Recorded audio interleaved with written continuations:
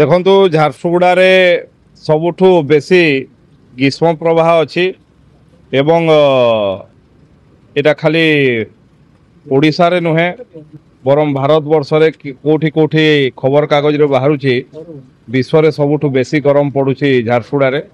ତ ଆଜି ଗୋଟେ ଜଳଛତ୍ର ଆରମ୍ଭ ହେଇଛି। ଆସନ୍ତା କାଲି ଭିତରେ ପାଖାପାଖି ଝାରସୁଗୁଡ଼ା ସହରରେ ଆହୁରି 10-11ଟି ସ୍ଥାନରେ ଏଭଳି ଜଳଛତ୍ର କରାଯିବ। ଲୋକଙ୍କୁ ମୁଁ ଆପଣଙ୍କର ମାଧ୍ୟମରେ ବିନମ୍ରତାର ସହିତ ଅନୁରୋଧ କରୁଛି, ଯାହାର କୌଣସି ବିଶେଷ ଜରୁରୀ ପରିସ୍ଥିତିରେ କାମ ନାହିଁ ତାହେଲେ 10ଟା-11ଟା ପରେ ବାହାରକୁ ବାହାରନ୍ତୁ ନାହିଁ।